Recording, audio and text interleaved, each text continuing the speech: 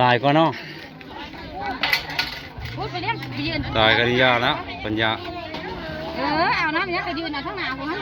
ผู้เฒ่านี่กินได้ผู้เฒ่าผู้เฒ่าคนนี้เฮ้ยได้ เท่ามีให้ แต่เด็กน้อยเด็กน้อย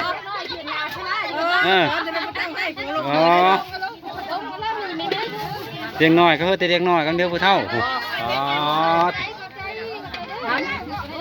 มาขนาดนั้นน้ำนั่น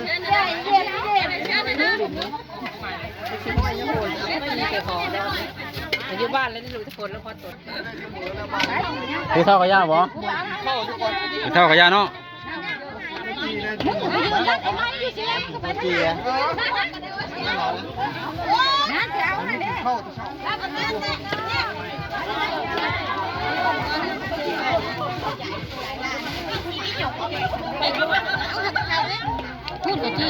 วุ่นวายเลยวัน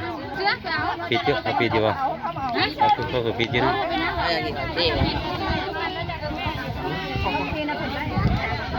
เดี๋ยวเยอะ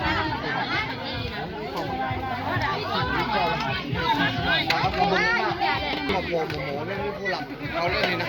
เลือกมือบนหัว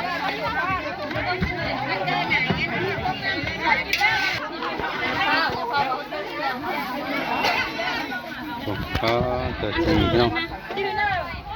สอง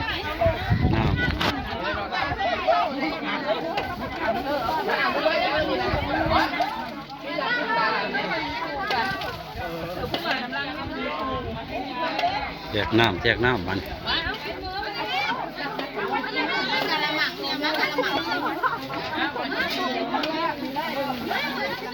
เลิศน้ำวันนี้มาเจ้าทงเขาผันไม่ใช่อะไรเต็มเลยวันตอนนี้แจกน้ำเนาะปิดตามโต๊ะไม่น้ำดีโดทั้งนั้นแจกลูกชิ้นขอฟรีถูกมาแล้วยังบ่หมดเด้อยังบ่หมดกิโล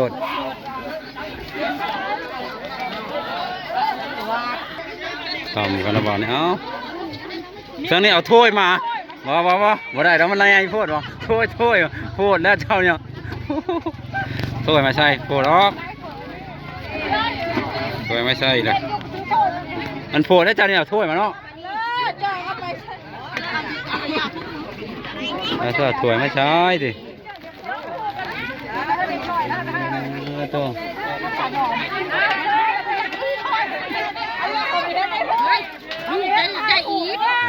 มึงต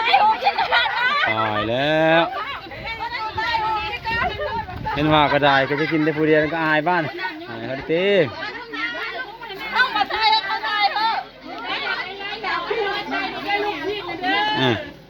โหดเนาะ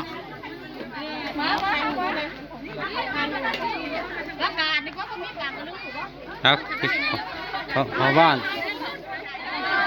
เขาประกาศตอนเลิกคือชั่วโมงยังฟ้าลูกชายอยากได้ลายเลยก็ช่วยเขามาแต่เอาอย่างเดียวนี่ก่อนเนาะก่อนเนาะแล้วนี่ยังพอใจอยู่เกินนะได้อีกลูกชายอย่างนี้พอใจโอ้ลงท่านกับได้ร้ายเลยพวกเทปนี่ร้ายเนี่ยให้ลำด้วยคนเลยชัวมันคนด้วยเขาถ่ายหูเขายังไปยืนสมองเลยเขากล่องของเขาเลยนะรถมัวกับแม่ถ่ายหูกะเฮ้ยต้นยังหมา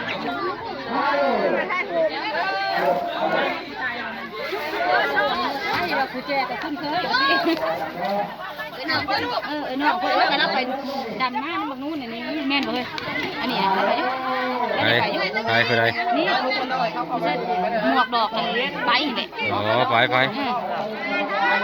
แจกร่วมแดดก็ได้ไหมเอ้ยร้อนแจกตะกี้ไว้มันพูดเลยก่อนว่าไปร่วมแดดมันละร้อนสิ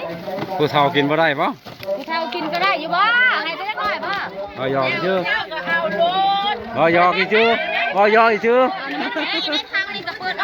มันคือพี่ล็อกนั่งไหวเฉยอยู่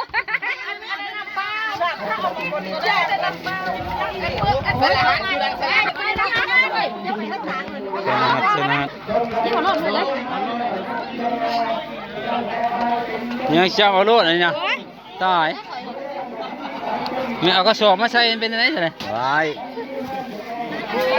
คนคนบ่ พูดไหนเราเอาไปแหลกไม่การเต้นการ คนบลายกองลายพวก เอามาไทย คนลายกองลายคนบลายซ้ำที่เอาเลยนะคนเอากัน นั่นจะได้ที่นำสุดไหม เอานั่นโลด เอาไหมลูก เอาเฮ้ยเอาไม่ส่ง มาไทยนะ พอก่อนคนมาก่อนพ้นมาท่านทั้งหมดบ้าไปก่อนนะเท้าไปก่อนเท้า จับไปเดี๋ยวเป็นจอย นี่แต่ปูแล้วก็ยังเอา5 อัน 6 อันเพื่อนจีนะเอาแล้ว ไอ้หุบหลง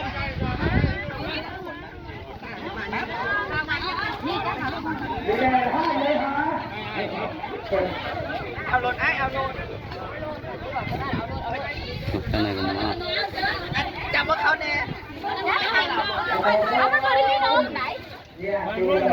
อ่ะก่อนมา นั่นบีบนมจะตัวนั้นนมนะ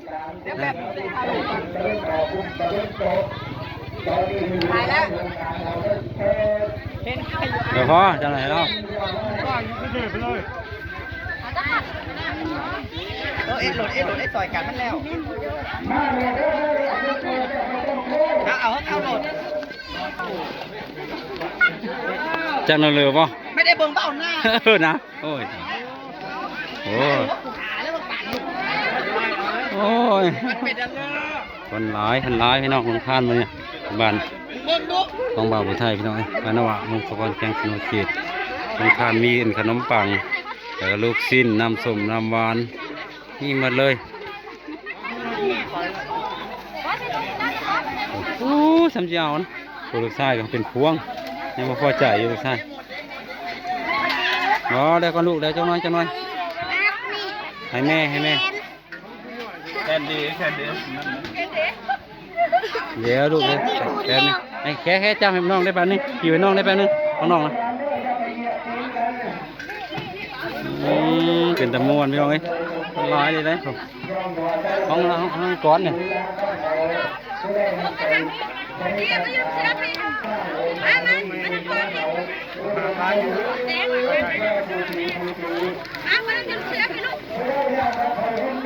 โอ้แต่ละคนเต็มไม้เต็มมือ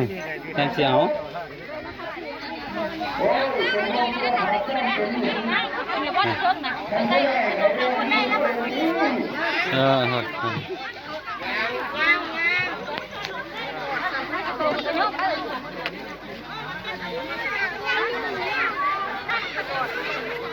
อ่อนได้บานห้าสิดูจะบาดเยอะอ่อนเป็นเย็น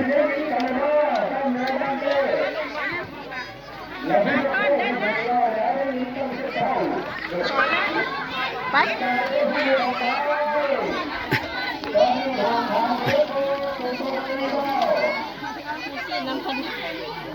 ตายลูกศิษย์นะยังร้ายลูกศิษย์ยังเต็มอยู่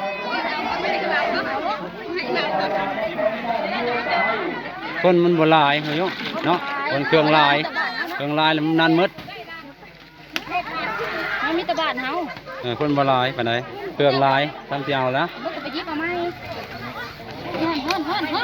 ลายแท้ ยังลายเนาะคนบลายคนชิ้นน้อยเครื่องลายผดมาเอาแล้วนะเขาเที่ยวอยู่มองเก่าเนี่ยผู้เก่าในเที่ยวอยู่เนี่ยมันจะมืดเนาะจำกับมืดนะ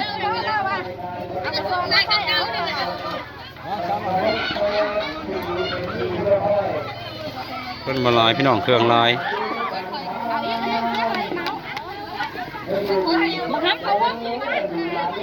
แม่แกให้มันหีเลยได้หีลายแล้วแล้วพี่น้องจำแล้วพี่น้องพอกันกินนะสบายดีพี่น้อง